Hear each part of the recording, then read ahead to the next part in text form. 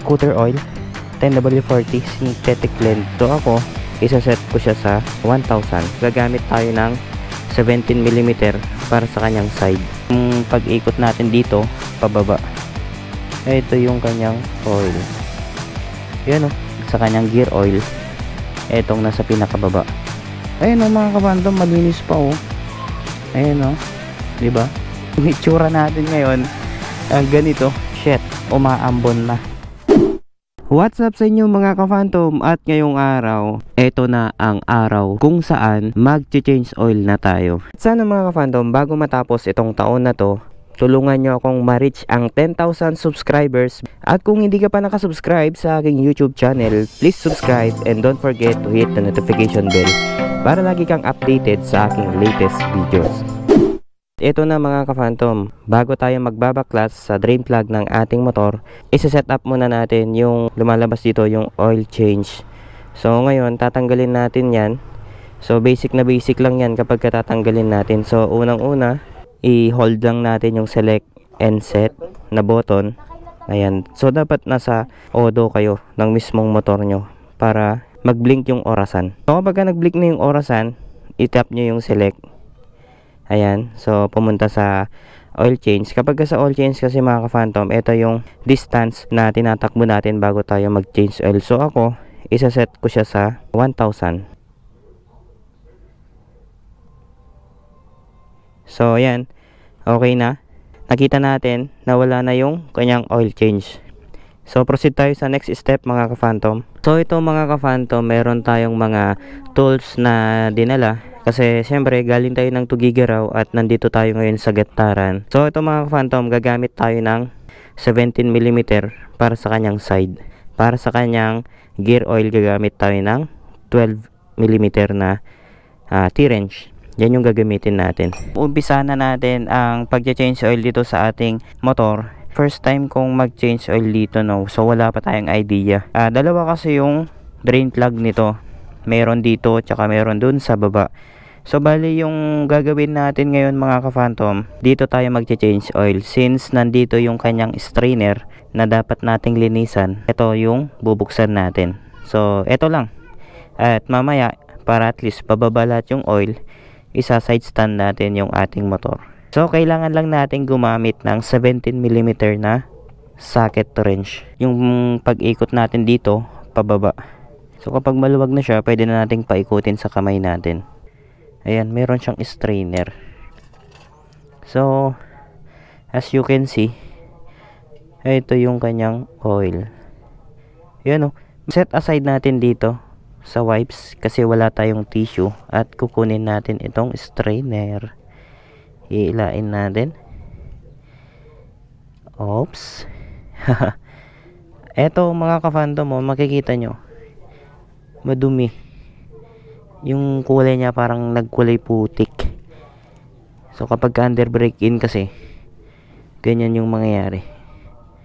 Ayan o. Ganito siya. Focus natin para makita nyo. Pero lilinisan natin yan. Para mas mabilis siyang bumaba, i-side stand natin. So ayan na mga ka-phantom, umaambon na. So ayan, sinide stand na muna natin para tumulo yung kanyang langis. So habang nagpapatulo tayo, i-open ko na rin yung kanyang gear oil. So sa pag-open sa kanyang drain plug, sa kanyang gear oil, etong nasa pinakababa, dito tayo magsasalin. So luluwagan natin ito. So yung gamit natin, T-wrench. Ayan o, para walang sayad. Alright, eto na. Ayan o, paikutin nyo sa kamay nyo. Uy, ang haba. Pero ayan o mga ka-phantom, malinis pa o. Ayan o, diba? Ilagay natin dito. Shit, umaambon na. Ayan o. Uy. Ibabalik na natin ang kanyang drain plug na may strainer. So konting tulak para maipasok, dahan-dahan paikutin. So kapag nag-match na ang kanyang thread, dahan-dahaning pihitin. Masaya sa pakiramdam mga ka-phantom kapag gumagawa ka ng ganitong bagay. Alam mo na kaya mong gawin. Masaya. Nandun yung excitement. Mas nakakatipid ka. Basta i-follow mo lang lahat ng instruction, hindi ka mawawala. Mag-isa ko lang kasi na nagbibideo mga ka-phantom. Yung itsura natin ngayon ang ganito. So gamit ko yung helmet ko kasi ayan no, makikita nyo umaambon. Dalawang camera yung gamit natin ngayon, cellphone tsaka GoPro natin. So sa paghigpit natin dito mga ka-phantom, dapat 1/8 lang. So pagka sinabing 1/8, wag masyadong mahigpit. As in, konting ikot lang. Okay na. Wag nyong higpitan talaga na totally wala nang kinabukasan na gawaan. Kasi kapag tinodo nyo yan, talagang walang kinabukasan na bukasan yan. Kasi mabibilog to. Pagka nabilog yan, magpapalit ka na naman ng bago. Next natin mga ka-phantom, yung kanyang drain plug sa kanyang gear oil. Mahaba pala yung thread nito. Kaya pala kanina habang binabaklas ko siya, akala ko kung na lost thread na. Yun pala, mahaba lang talaga. Kanina tinatanggal natin no, parang meron siyang dikit na kasama. Kasi bawat ikot ko kanina, hindi ko nagagalaw ng mabuti. Sa bali yung gear oil niya, nasa 120 ml yung ilalagay natin. Naiwan. Napakaganda nung kanyang thread. Oh, ang lalaki. Tapos meron pa siyang washer na bronze. Ito yung gamit nating gear oil sa kanya, pang Petron. Subok na kasi natin itong Petron na to, kaya hindi ko may pagpapalit. So kapag isalin natin yan, diretso lang, diretso ang pihit. Disadvantage lang kapag itong Petron na gear oil ang gagamitin mo, masyadong matigas pindutin. Yun o. So dapat maubos yan. Ha? Maubos yan. Ubusin natin. Sige. Stop it. Get some help. Ayun o. Ubos na ubos yan. At ang last nating gagawin ay magsasalin na tayo ng langis.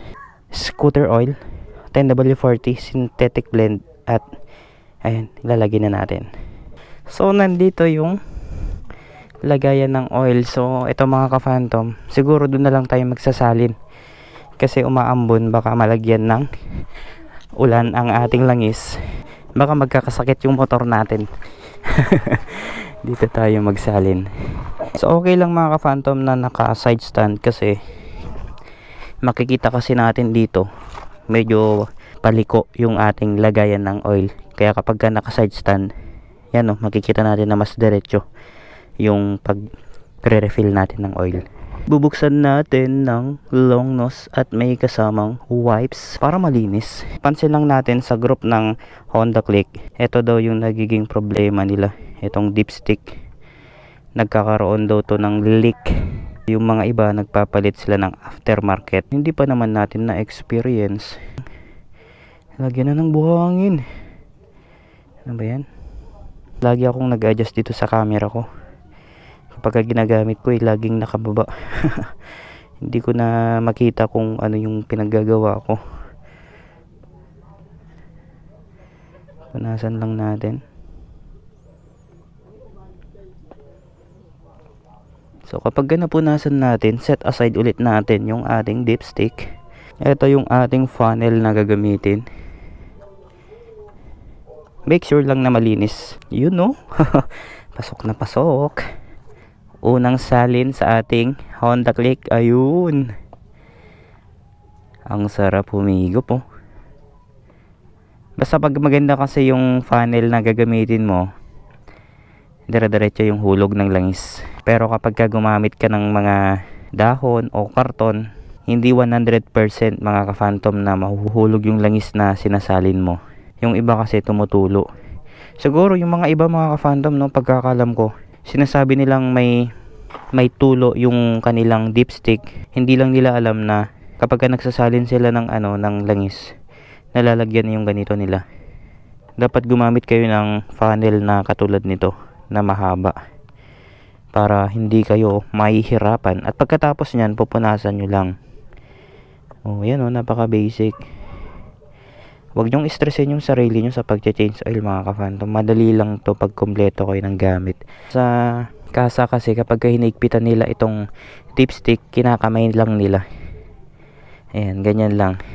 Pero tayo, since Pilipino, malikot ang kamay, eto, ginagamitan natin ng pliers. Ayan. At kapag nahigpitan naman na natin, at eto, ayun okay na yan. Ganyan lang kabilis mag-change oil mga ka-phantoms. Hindi masyadong complicated ang pag-change oil. From the start na nag-umpisa tayo, kung mapapanood nyo, ganun yung gagawin nyo. So next na gagawin naman natin dito mga ka-phantom, kapag nag-change oil tayo, itatry naman natin yung sa baba dito, dyan na part, kasi hindi natin binuksan at tinatamad tayo. Siyempre, first 500 kilometer kasi yung distance na tatakbuhin ng motor natin, dapat nakapagpalit na tayo. So far, yung langis na lumabas sa atin, mapula pa. Good na good pa yung langis na yun. Compare sa mga ibang nagche-change oil na wala nang lumalabas. Na kahit black man lang, walang lumalabas. So mga ka-phantom, ito yung pinaka natin dito, bonus tip natin mga ka-phantom. Ito yung naka side stand na magsasalin kayo para walang tapon. So kahit anong motor yan mga ka-phantom, always na kapag nagsalin kayo, mag side stand kayo para at least medyo mahihiga ng konti yung motor.